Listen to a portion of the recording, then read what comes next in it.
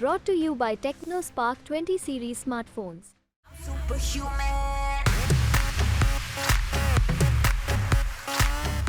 नमस्कार, मैं हूं मिलिंद खांडेकर और आप देख रहे हैं साप्ताहिक सभा। साप्ताहिक सभा में हम हर हफ्ते ये बात कर रहे हैं कि देश में जो चुनाव हो रहा है वो किस तरफ जा रहा है। अब तक 4 चरणों का मतदान हो चुका है। लगभग 380 के करीब सीटों का मतदान हो चुका है और अब करीब पौने 200 सीटों पर मतदान बाकी है। तो अब तक जो चुनाव हुआ है और आगे के चरणों में जो चुनाव बाकी है, वो किस तरफ जा रहा है, किसका पलड़ा हमें भारी दिख रहा है, इस बारे में मेरे साथ बातचीत करने के लिए जुड़ रहे हैं इंडिया टुडे ग्रुप के कंसल्टिंग एडिटर राजदीप सरदेसाई। नमस्कार राजदीप, हाल में ही देश के चारों दिशाओं में घूम कर आ गए हैं, पूरब, पश्चिम, उत्तर, दक्षिण। तो राजदीप, आपने लगभग चारों दिशाएं तय कर ली है एक तरह से और अभी भी आपकी यात्रा जारी है। तो अब तक क्या लग रहा है, क्योंकि एक माहौल बनाया जा रहा है कि बीजेपी मुश्किल में आ रही है या इस तरह की बातचीत हो रही है, तो इस पर आपको क्या लगता है कि कहाँ जा रहा है ये चुनाव? देखिए मिलिंद, ये बात सही है कि जब चुनाव शुरू हुआ तो लोगों को लगा ये देखिए ये तो बीजेपी को जो चुनाव जीतना ही है, एक डन डील है जिसे अंग्रेजी में कहते हैं। चुनाव तो बीजेपी जीत ही गई है। पहले 1 या 2 चरणों के बाद ऐसी खबरें आने लगी कि कई इलाकों में टफ फाइट है। खासकर कि दक्षिण, पश्चिम और उत्तर भारत में, राजस्थान जैसे राज्यों में भी टफ फाइट है। इसलिए लोगों को लगा जो एक तरफा चुनाव है वो शायद कांटे की टक्कर हो रहा है। लेकिन मैं जब घूमा हूं, मुझे लगता है हाँ, कुछ इलाकों में मिलिंद जरूर फाइट हुई है, कांटे की टक्कर है, कई क्लोज कॉन्टेस्ट हो सकते हैं। कई इलाके ऐसे हैं जहां बीजेपी को बहुत बड़ी बहुमत मिली थी पिछली बार, वो कम भी हो सकती है।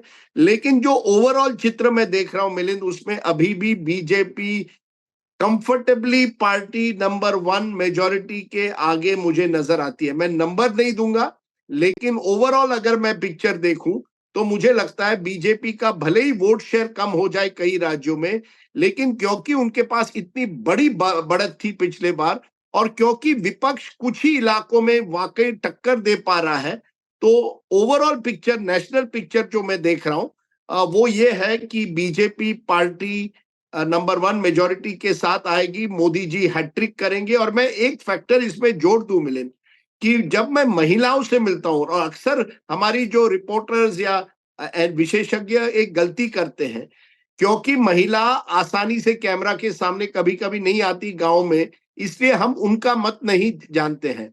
जहां भी मैं गया हूं मैंने देखा है मैक्सिमम महिला जो है वो मोदी जी के साथ है। युवाओं में मैंने बदल देखा है, कई युवा बदल चाहते हैं, चेंज चाहते हैं। बेरोजगारी का मामला उन पर बहुत भारी है, लेकिन महंगाई है। लेकिन महंगाई के बावजूद राशन क्योंकि गरीब महिलाओं को मिला है, इसलिए मैंने महिलाओं में कोई आक्रोश नहीं देखा। निराशा जरूर है लेकिन आक्रोश नहीं।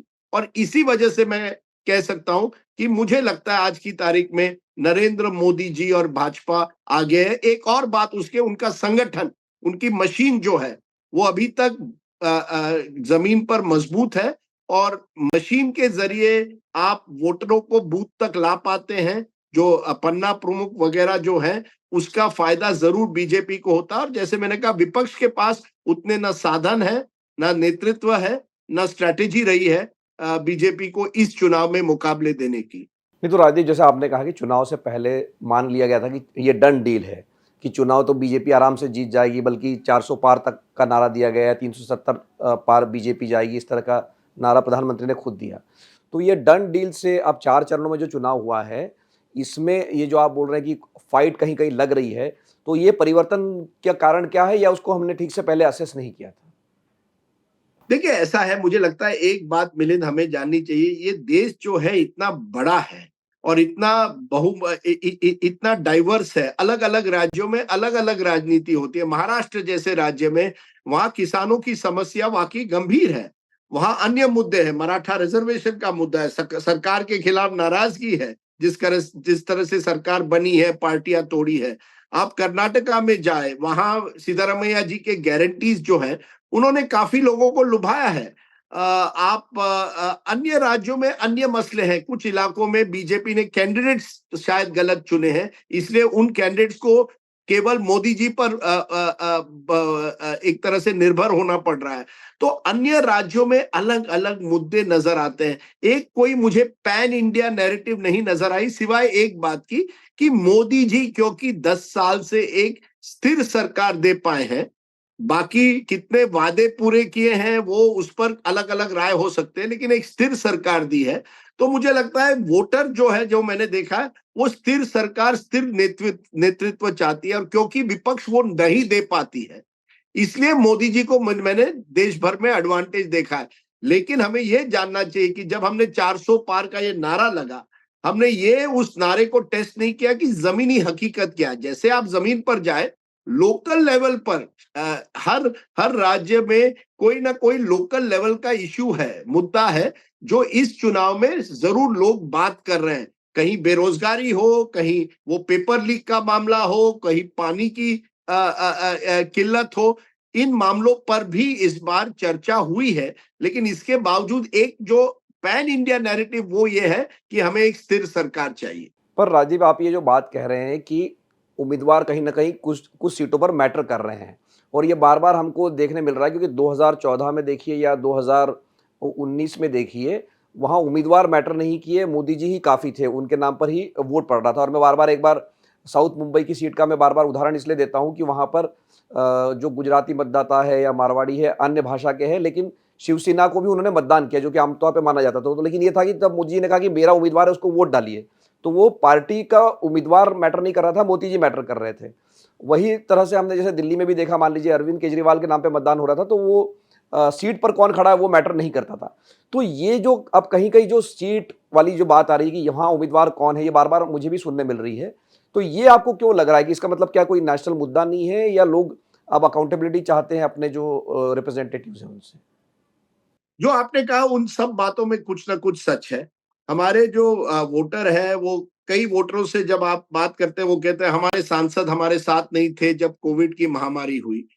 कोई और आपको कहेगा कि बहुत वादे किए गए हैं, कहाँ कुछ हुआ। जैसे मैं पटना में था, वहां पटना कॉलेज के विद्यार्थी मुझे कहते हैं कि देखिए हमें प्रॉमिस किया गया था कि कॉलेज बदलेगा, हम बिहार को बदलेंगे, कहाँ बदला है बिहार। तो हर राज्य में मैं देखता हूँ लोकल लेवल पर जनता, और क्या है, क्योंकि सोशल मीडिया अब हर जगह पहुंच गया है, डिजिटल हर जगह पहुंच गया है, लोग व्हाट्सएप पर अपने सोशल मीडिया पर चर्चा करते हैं, या अपने दोस्तों के साथ, या देखते हैं कौन सा वीडियो है, तो उनकी जानकारी भी बढ़ गई है।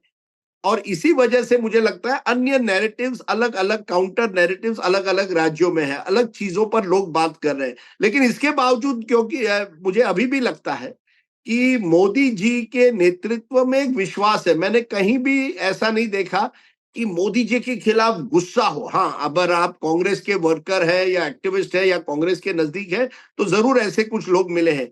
लेकिन और ऐसे लोग भी मिले हैं जो निराश है। लेकिन ये निराशा गुस्से में, या वोट सरकार के खिलाफ वोट देने में कितने लोग तैयार हैं, इस पर सवाल है। युवा है एक बड़ा तबका, जो मैंने इस बार देखा है कि पिछली बार के मुताबिक इस बार जो 25 से कम जो युवा है, वो सरकार के वादों में इतना विश्वास अब नहीं रखते, क्योंकि उनके लिए समस्या रोजगार की है, और उस इशू पर शायद वो सरकार को कुछ इलाकों में सरकार के खिलाफ जरूर वोट कर सकते हैं। लेकिन ये लोकसभा चुनाव है। उदाहरण था, अगर यही चुनाव मिलिंद महाराष्ट्र में विधानसभा का होता या बिहार में विधानसभा का होता, तो मैं कहता विपक्ष को या तेजस्वी को एडवांटेज है। क्योंकि ये लोकसभा का है, कई ऐसे लोग हैं जो निराश हैं, वो फिर भी कहते नहीं, लेकिन हमें दिल्ली में एक मजबूत नेता चाहिए। तो ये मजबूत नेता जो है, ये एक एडवांटेज मुझे लगता है मिलिंद जी बीजेपी को है इस चुनाव में। तो राजदीप, हम राज्यवार बात कर लेते हैं। आप चूंकि बिहार से लौट के आए हैं अभी, तो जो आप बात कह रहे हैं कि विधानसभा का चुनाव होता तो एक अलग बात होती है, और लोकसभा का एक अलग बात होती है। मुझे याद है कि अभी यशवंत देशमुख से जब हमने पिछले महीने बात की थी, तो उन्होंने कहा था कि तेजस्वी उनके जो डेटा सेट में अभी भी नंबर 1 चॉइस बन चुके हैं वो मुख्यमंत्री के लिए। लेकिन वही बात जो है रिफ्लेक्ट नहीं करती जब आप लोकसभा की बात कर रहे हैं। तो जैसा कि आप जानते हैं राजदीप, की लोकसभा चुनाव से ठीक पहले नीतीश कुमार आ गए, बीजेपी के साथ एनडीए में शामिल हो गए। एक तो उन्होंने शुरुआत इंडिया बनाने की थी, लेकिन आ गए वो फाइनली इधर आ गए। तो बिहार में आपको क्या लग रहा है कि क्या होगा फाइनली? क्योंकि ये बार बार ये कहा जाता है कि बीजेपी तो अच्छा करेगी, उसके एलाइज शायद कमज़ोर खड़ी है। देखिए ये बात बिहार की कुछ हद तक लागू है कि जो 16 सीटें जहां नीतीश कुमार लड़ रहे हैं वहां जरूर नीतीश कुमार पर सवाल उठ रहे हैं उनकी विश्वसनीयता पर ये भी जानिए कि नीतीश कुमार के कई पुराने स्कीम जैसे उनकी जीविका स्कीम जो है सेल्फ हेल्प ग्रुप्स महिलाओं के लिए वो अभी भी है और उसके वजह से उनको काफी एक उन्होंने अपना एक वोट बैंक तैयार किया है। तेजस्वी यादव के साथ युवा बड़े पैमाने पर आ रहे हैं उनका उनको सुनने आ रहे हैं। केवल मुस्लिम यादव नहीं अन्य समाज से आ रहे हैं उन्होंने भी कोशिश की है कई कुशवाहों को उन्होंने टिकटें दी है। तो ऐसा मैं नहीं कहूंगा वो केवल MY जो कॉम्बिनेशन है उसमें सीमित रहे हैं। लेकिन क्योंकि ये लोकसभा का चुनाव है जब आप लोगों को पूछते हैं कि क्या आप तेजस्वी को वोट देंगे वो कहेंगे अगले साल जब विधानसभा हो। विधानसभा में तेजस्वी लोकसभा में मोदी ये मैंने पिछले साल कर्नाटक में भी देखा था जब कांग्रेस की सरकार वहां बनी थी। कई लोगों ने कहा था हमें सिद्धारमैया चाहिए बेंगलुरु में लेकिन केंद्र के लिए हमें नरेंद्र मोदी जी चाहिए। यही मैं महाराष्ट्र में कुछ इलाकों में देखता हूं कि नहीं उद्धव ठाकरे आज अच्छे नेता है उनको उनके खिलाफ जो किया गया वो गलत था। लेकिन क्या आप उद्धव ठाकरे को वोट दोगे इस बार? कुछ लोग जरूर कहते हैं हाँ हम जरूर देंगे लेकिन कई ऐसे भी है जो कहते हैं हम शायद उनको विधानसभा में दे। तो ये विधानसभा बनाम लोकसभा जैसे हमने दिल्ली में देखा था 2019 और 20 में एक फर्क पड़ता है। जो वोटर है वो बड़े सोच समझ कर करता है कि मुझे दिल्ली में मजबूत सरकार चाहिए और मुझे हमारे राज्य में एक ऐसा नेता चाहिए जिसके साथ मेरा कोई इमोशनल लगाव हो। तो ये मैंने बिहार में जरूर देखा है कि एक इमोशनल लगाव तेजस्वी का बन गया है कई वोटरों के साथ खास करके युवाओं के साथ।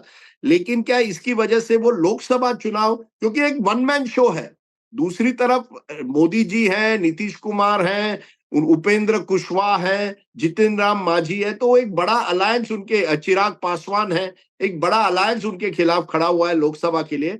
तो उनको लोकसभा जीतना इतना आसान नहीं है। विधानसभा में जरूर मुझे लगता है वो यश पा सकते हैं अगले साल। तो राजीव आपने जो एक जीविका स्कीम की जैसे आपने बात की और आपने कल भी कहा कि कांग्रेस ने जो 10 किलो राशन लाने में देर कर दी होगी शायद क्योंकि 5 किलो राशन की लोग बात कर रहे हैं ग्राउंड पे। तो आपको लग रहा है क्योंकि एक बात ये भी हो रही है कि जैसे कर्नाटक और तेलंगाना में भी जो कांग्रेस पैसे दे रही है महिलाओं का उसका असर है ऐसा देखा जा रहा है। तो क्या पूरे देश में कहीं ना कहीं एक ट्रांजैक्शनल हो गया है लोगों को मुझे मिल रहा है इसलिए मैं वोट दूंगा? बहुत बिल्कुल बिल्कुल सही। देखिए मुझे लगता है वोटर जान गए हैं जैसे मैंने कहा क्योंकि आज सोशल मीडिया और डिजिटल हर जगह फैल गया हर व्यक्ति के पास मोबाइल है वो जान गए सरकार जो होती जो भी होती है बड़े बड़े वादे करती है लेकिन हमें तो कोई मिलता नहीं है। ये जो एक उदासीनता कहिए एक थकावट कहिए वोटरों में नाराजगी कहिए मैं निराशा कहूंगा। इस निराशा के माहौल में वोटर देख रहा है कौन मुझे क्या देगा।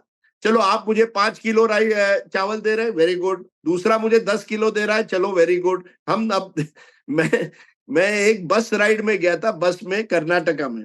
अब ये महिलाओं को मुफ्त मिलता है तो मैंने कहा ये मुफ्त तो सरकार केंद्र है ये राज्य सरकार आपको मुफ्त बस की बस में जाने दे रही है तो किसको सिद्धारमैया को वोट देंगे क्या? उन्होंने कहा हमने तो सिद्धारमैया को वोट दिया था पिछले साल अब इस बार मोदी जी हमें कुछ वादे भी कर रहे हैं कि हम आपके घर बसाएंगे आवास योजना में तो हम उनको भी देंगे तो दोनों हाथ में लड्डू होंगे। तो ये बिल्कुल आपने सही वर्ड का इस्तेमाल किया ट्रांजैक्शनल एक तरह से वोटर कह रहा है आप मुझे बताइए आप मुझे क्या देंगे अगर मुझे वो चीज पसंद आई फिर मैं आपको वोट करूंगा। ये बड़े बड़े वादे या ये भावुक होने के बाद ये जो बीजेपी का कोर वोटर है वो शायद राम मंदिर वगैरह पर वोट दे सकता है या पाकिस्तान ऑक्यूपाइड कश्मीर ये जो बड़े बड़े हिंदुत्ववादी मुद्दे होते हैं उसे आम जनता से कोई लेना देना है। आम जनता कह रही है 5 किलो चावल 5 किलो राशन मिल रहा है ये आज की तारीख में हमारे लिए काफी है। अब देखते हैं अगली सरकार हमारे लिए क्या करती है। तो हम बिहार से राजदीप यूपी जाना हमारा रह गया। तो यूपी में चूंकि सबसे बड़ा राज्य है 80 सीटें आती है और पिछले 2 चुनाव में बीजेपी को और एनडीए को बड़ी सफलता मिली है। तो इस बार जो फर्क है पिछली बार से कि मायावती और अखिलेश साथ साथ नहीं है कांग्रेस और अखिलेश साथ में और मायावती एक थर्ड फोर्स है। तो क्या आपको उत्तर प्रदेश में कोई तस्वीर बदलते हुए दिखती है इस बार? देखिए यूपी और बिहार दोनों में मिलिंद, पिछले बार बीजेपी को ऑलमोस्ट 50% वोट मिला था।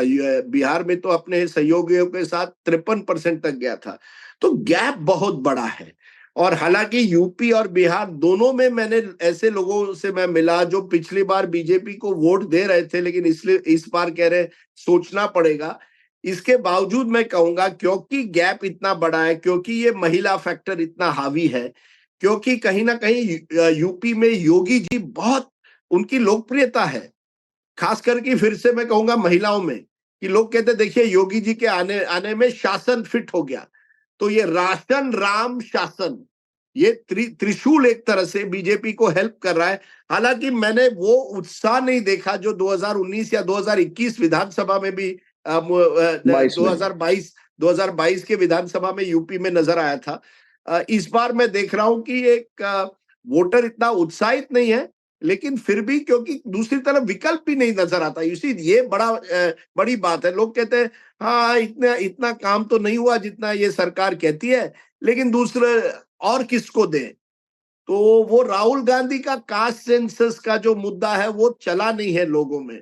लोग कह रहे नहीं इससे तो कुछ होना नहीं है। अगर विपक्ष एक ठोस एजेंडा थोड़ा और 3-4 महीने पहले रखती, एक कॉमन मिनिमम प्रोग्राम रखती, तो मुझे लगता है यूपी जैसे राज्य में, हालांकि कैंडिडेट्स अच्छे दिए हैं, जो विशेषज्ञ कह रहे हैं कि अखिलेश ने बहुत सोच समझकर कैंडिडेट्स दिए हैं और इसका उनको कुछ इलाकों में जरूर फायदा हो सकता है।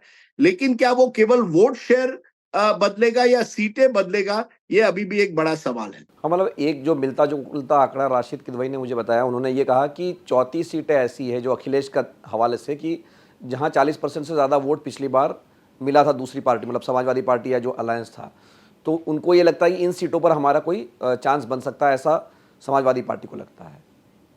नहीं, उसपे ये बात आती है मिलिंद की वो बसपा का वोटर कहाँ जाएगा। पिछले बार सपा और बसपा एक साथ थे, जब ये 40% का आंकड़ा देते हैं उसपे बसपा भी है। जी, बसपा कांग्रेस बसपा इतनी मजबूत नहीं है। तो बसपा का जो वोटर है मायावती का, अब मायावती ने कुछ इलाकों में स्ट्रॉन्ग मुस्लिम कैंडिडेट को दिया है, तो क्या मुस्लिम वोट बढ़ जाएगा? मुझे नहीं लगता इतना बढ़ेगा, लेकिन फिर भी नुकसान अगर होगा तो शायद सपा को होगा।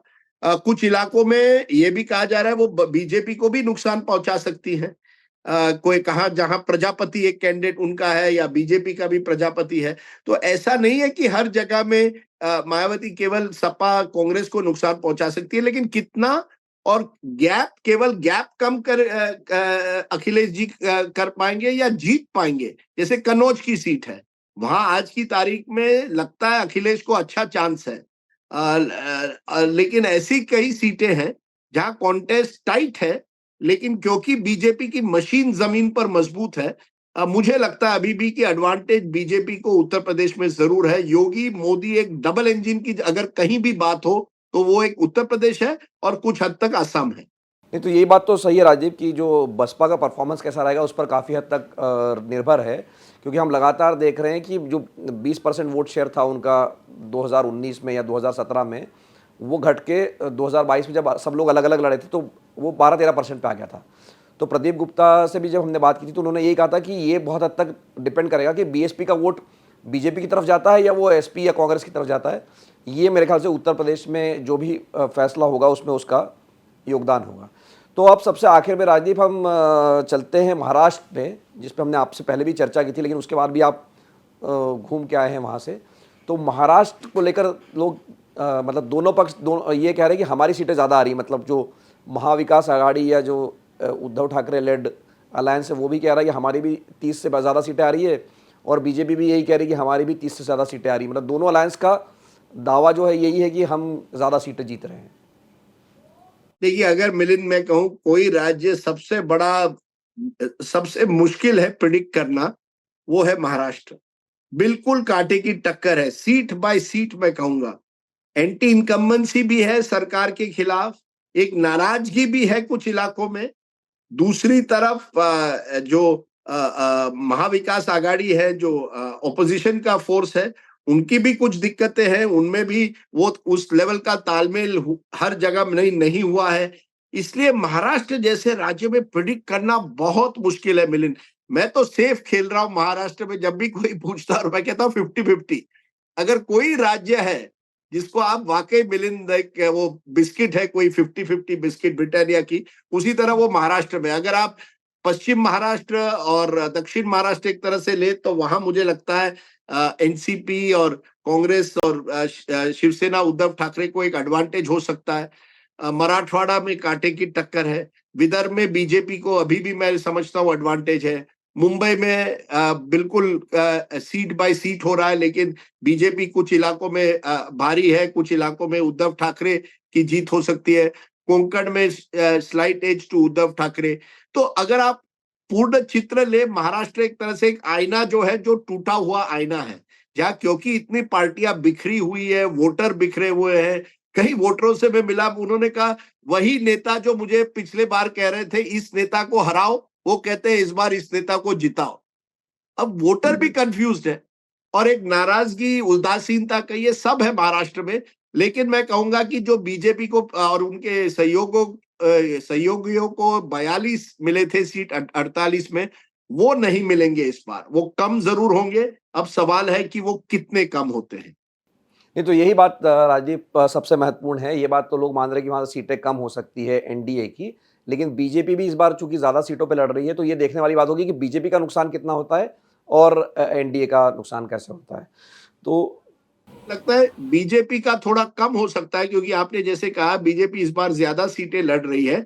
लेकिन जो सहयोगी दल है, अजीत पवार का हो या एकनाथ शिंदे का हो, उन पर जरूर दबाव है कि वो अपना परफॉर्मेंस क्या रिपीट कर, क्या वो उनका परफॉर्मेंस उतना अच्छा हो सकता है क्या, उन पर प्रेशर है। जैसे जेडीयू पर है बिहार में। ये जो सहयोगी दल है, उनके सीटें मैं देख रहा हूं कुछ घट सकती है। जी, तो बहुत बहुत धन्यवाद राजदीप इस चर्चा के लिए साप्ताहिक सभा में। तो जैसा कि आपने सुना राजदीप का हमने आकलन देखा कि पूरे देश भर का उनका आकलन क्या है, तो उनका ये कहना है नंबर 1 पॉइंट ये कि बीजेपी जो है वो सिंपल मेजॉरिटी अपने बूते पर ले लेगी। लोगों को ऐसा लग रहा है कि नहीं लेंगी, लेकिन राजदीप का आकलन देश भर घूमने के बाद ये है कि उनको 272 से ज़्यादा सीटें अकेले आ जाएंगी। हाँ, लेकिन उनके जो सहयोगी है एनडीए के, चाहे वो बिहार में हैं या महाराष्ट्र में हैं, वहाँ सीटें कम हो सकती है। तो साप्ताहिक सभा में आज के लिए इतना ही। हमें उम्मीद है कि आपको ये शो पसंद आया होगा। अगर आपके कोई सवाल है या आपके कोई कमेंट्स बॉक्स में डालिए, जो हम अगले हफ्ते उस पर जवाब देने की कोशिश करेंगे। और अगर आपको ये शो अच्छा लगा तो इसको लाइक कीजिए, और अब तक अगर न्यूज़ तक को सब्सक्राइब नहीं किया है तो इसको सब्सक्राइब कीजिए। बहुत बहुत धन्यवाद।